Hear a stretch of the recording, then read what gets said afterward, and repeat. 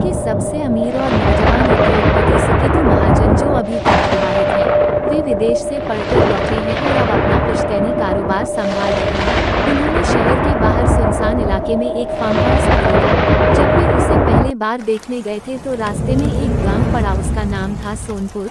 वहाँ गांव के बाहर ही उन्होंने एक पुरानी हवेली देखी। उस हवेली को देखते ही पता नहीं उनका मन कुछ बेचैन सा हो उठा।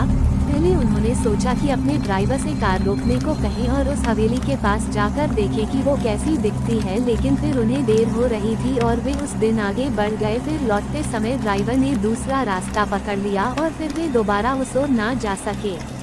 फिर जब सुकेतु महाजन की डील फाइनल हो गई तो वे अपने माता पिता और अपने दोस्त चार्ल्स सिंघानिया के साथ उस फार्म हाउस को देखने गए। लेकिन जब वे दोबारा फिर से उसी हवेली के सामने से गुजरे तो इस बार उनके दोस्त चार्ल्स को भी उस हवेली को देखकर कुछ बेचैनी सी महसूस होने लगी।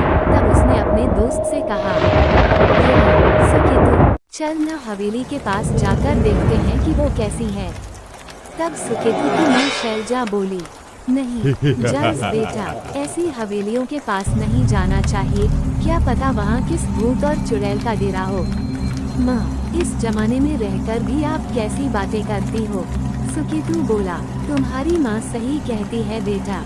सुकेतु के पिता शिवनंदन महाजन बोले, अगर आंटी अंकल मना कर रहे हैं तो उनकी बात तो माननी पड़ेगी। चार्ल्स बोला और फिर उनकी कार आगे बढ़ गई। वे सब फार्म हाउस पहुँचे और वहाँ एकाध दिन रुकने की योजना बनाकर ही गए थे, क्योंकि वहाँ का शांत वातावरण सुकेतु को भा गया था। वहाँ का बूढ़ा चौकीदार धनीराम और उसकी बूढ़ी मेहरारू चंपा ने सबके लिए भोजन का इंतजाम किया और जब शाम हो गई तो चार्ल्स और सुकेतु ने योजना बनाई कि चल उस हवेली में होकर आते हैं। उनकी इन बातों को चौकीदार धनीराम ने सुन लिया और उनसे बोला, बाबू साहब, उस हवेली की ओर जाने की भूल कभी मत करना। तब चार्ल्स ने पूछा, ऐसा क्यों कह रहे हो धनीराम काका? बस बेटा, ये जान लो कि वो हवेली मनहूस है और जो भी वहाँ जाता है बचता नहीं है। धनीराम काका बोले, लेकिन क्यों काका, ऐसा क्या है वहाँ पर? सुकेतु ने पूछा। तो आप दोनों सुनना चाहते हो उसकी कहानी? धनीराम काका बोले। किसकी कहानी? चार्ल्स ने पूछा। रश्मिबाई की कहानी, धनीराम काका बोले। तो हमें भी सुनाई ना रश्मिबाई की कहानी, सुकेतु बोला। तब धनीराम ने कहानी सुनानी शुरू की। कहानी की शुरुआत होती है एक दिन से। उस दिन सूरज धरती को आखिरी सलाम पेश कर रहा था। शाम देर आई थी कि तभी सोनपुर गांव की उस हवेली में अचानक एक चीख गूंजती है। आवाज किसी लड़की की है। कहती है, मुझे हवेली से मत निकालो, ये मेरा घर है, वरना मैं तुम सबको बर्बाद कर दूंगी। कोई कुछ समझे इससे पहले एक और चीख गूंजती है, मगर इस बार चीख में मौत की तकलीफ भी घुली हुई है। पानी पानी कराहने की आवाज के साथ कोई लड़की पानी मांगती है। ये वाकया कहीं और होता तो शायद कोई न कोई तो मदद के लिए आ भी जाता, मगर वो वाकया उस हवेली में हो रहा था। उस लड़की की आवाज सुनकर उस गांव में हर कोई डर से सहम जाता था, क्योंकि पिछले कई दशकों से ऐसी चीखें इस हवेली से निकलती रहती थी और लोग कांपते हुए सुबह का इंतजार करते रहते थे। लेकिन धीरे धीरे ये दिक्कत बढ़ती ही गई। वहाँ घुंघरुओं की आवाज सुनाई देती थी, नाचने की आवाजें आती थी।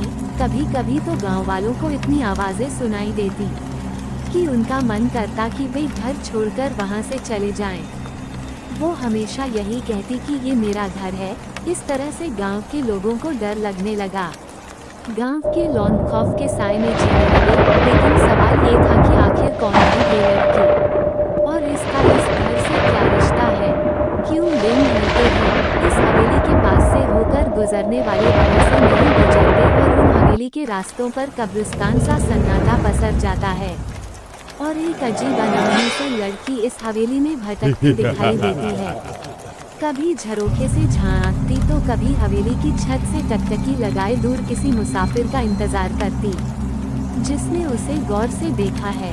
तो बताते हैं कि उसकी नज़रें बच्ची की तरह कलेजे को चीरती सी लगती हैं, मगर कभी इन्हीं नज़रों के दीवाने थे लोग। वो जहाँ खड़ी होती थी उसी के आसपास खड़े होकर लोग उसका दीदार करना चाहते थे। जिस घर में वो रहती थी उसकी खिड़की पर लोगों की नजरें टकटकी लगाए रहती थी। इंतजार करते थे लोग कि कब खिड़की खुले और उस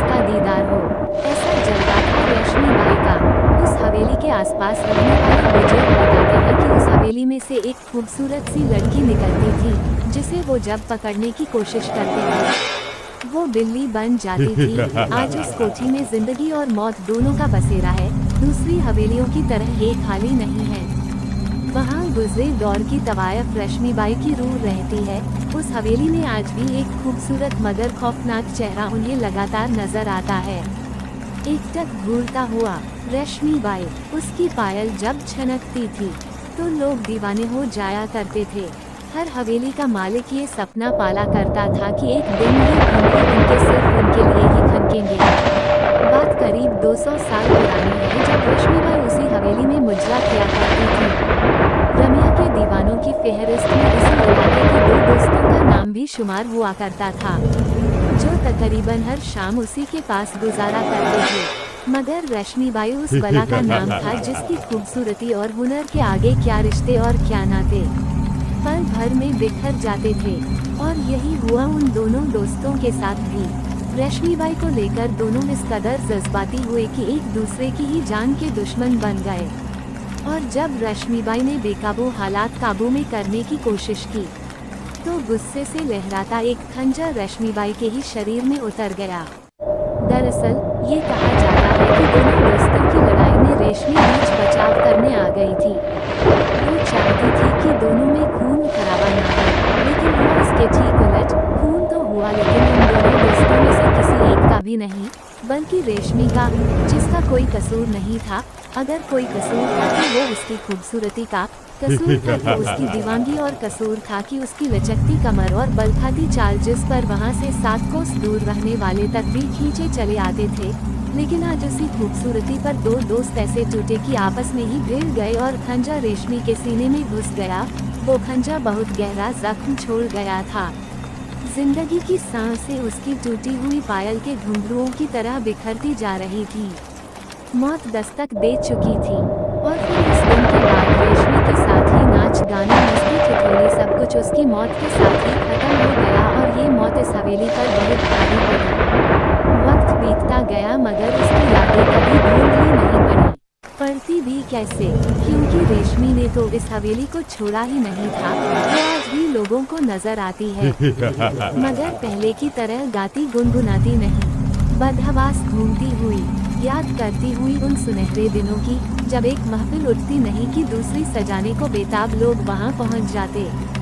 फर्क सिर्फ इतना है कि 200 साल पहले इस हवेली की ड्योली से निकला हर कदम मस्ती से झूमता हुआ निकलता और आज उस हवेली के सामने से खौफ में होकर गुजरता है।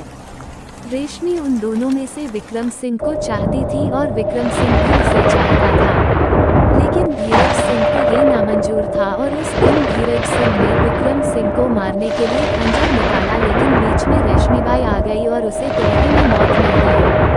धनीराम काका अब अपनी कहानी खत्म कर चुके थे और उनकी कहानी सुनकर सुकेतु और विक्रम आश्चर्यचकित थे, लेकिन बाद में उन्होंने सोचा कि वे उस हवेली में जरूर जाकर रहेंगे। और रात को सबके सो जाने के बाद दोनों ने कार निकाली और चल पड़े उस हवेली की ओर। वे उस हवेली के दरवाजे तक पहुंचे ही थे कि उसके दरवाजे अपने आप खुल गए। दोनों भीतर गए तो काफी अंधेरा था, लेकिन एकाएक वहां रोशनी जगमगाने लगी। वहां कई सारी शम्मा रोशन थी और साजिंदे भी अपना अपना सांस लेकर बैठे थे। तभी एकाएक वहां सुर्ख लाल सरारा पहनकर एक खूबसूरत सी तवायफ आई। उसे देखकर दोनों के मुंह खुले के खुले रह गए। तब उससे सुकेतु ने पूछा, कौन है?